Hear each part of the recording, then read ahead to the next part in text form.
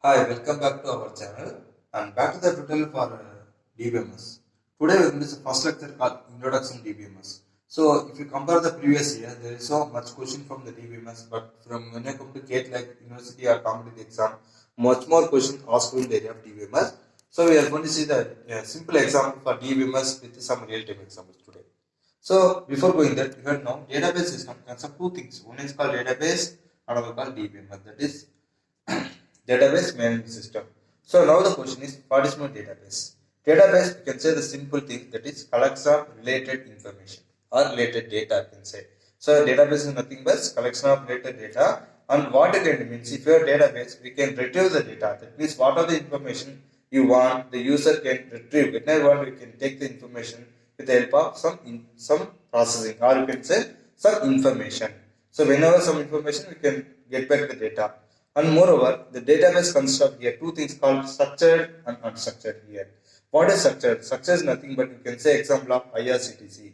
Before going that, I can say a real-time example of database system. Let's say example of Flipkart, or you can say Facebook database system. Whenever one you can create an ID, use and share your information.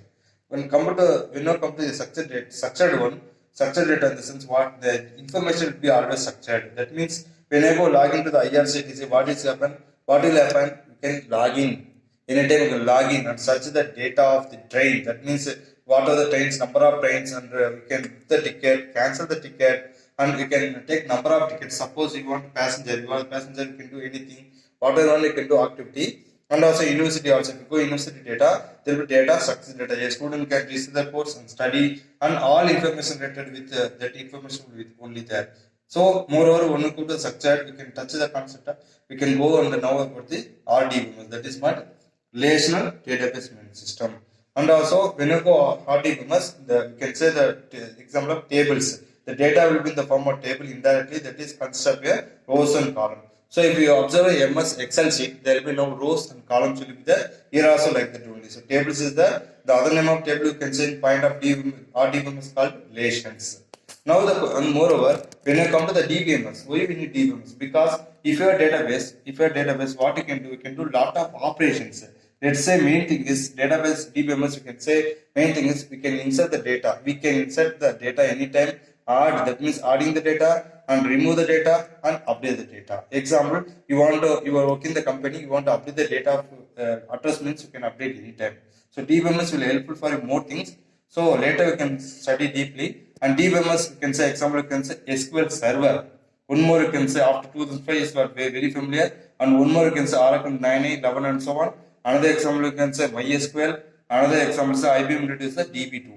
These are the best examples for DBMS. The upcoming session I definitely explained.